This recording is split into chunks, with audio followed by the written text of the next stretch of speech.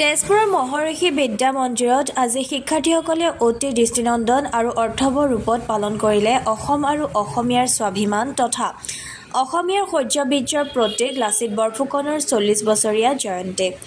উল্লেখ্য যে শিক্ষানুষ্ঠানখনৰ অধ্যক্ষা ৰেখা জয়ছোৱালৰ লগতে শিক্ষক-শিক্ষয়িত্ৰীসকলৰ তৎপৰতাত লাচিত দিৱস উপলক্ষে বাৰেৰহণীয়া শোভাযাত্ৰা, গীত নৃত্য, লাচিত বৰফুকনৰ ওপৰত শিক্ষাৰ্থীসকলৰ বক্তৃতাৰ সমান্তৰালভাৱে লাচিতৰ শৌৰ্যবীৰ্যৰ ওপৰত আলেখ্য নাটক আদিত শিক্ষাৰ্থীসকলে সাজপাৰ পৰিধান কৰি সম্পন্ন কৰা বাৰেৰহণীয়া সাংস্কৃতিক অনুষ্ঠানে সকলোকে মুগ্ধ কৰি তোলে।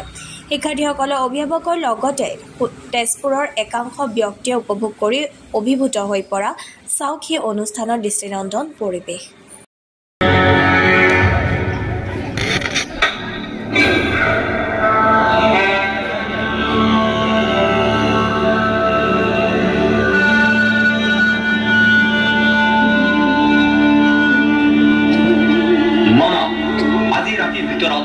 মোৰ গড় নিৰ্মাণ হৈ যাব লাগে। শত্ৰু মোৰ আই বুকুত ভৰি দি ৰখি আছে। সূৰ্য উঠাৰ আগত গড় উঠি যাব লাগে। আপোনাৰ আদেশ সেইমতেই হ'ব।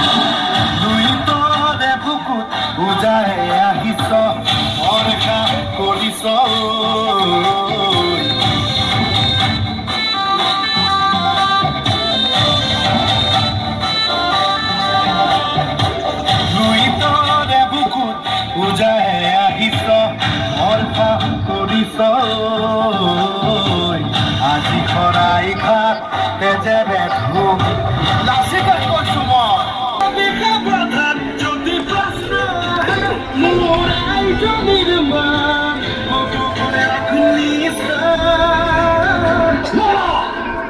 মই আপোনাক কৈছিলো আজি ৰাতিৰ ভিতৰত গড় নিৰ্মাণ হৈ যাব লাগে।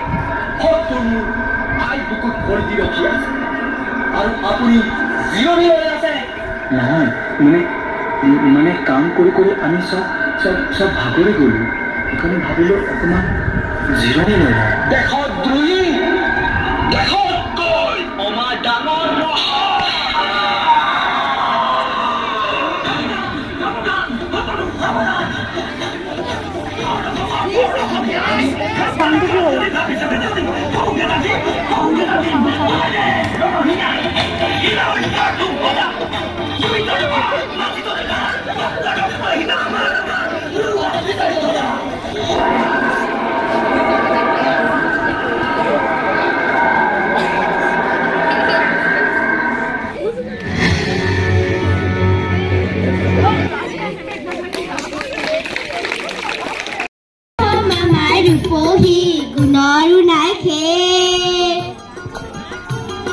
ভাৰতৰে পূৰ্ব দেশৰ সূৰ্য উঠা দেশ। অসম আমাৰ ৰূপহী গুণৰো নাই শেষ। ভাৰতৰে পূৰ্ব দেশৰ সূৰ্য উঠা দেশ।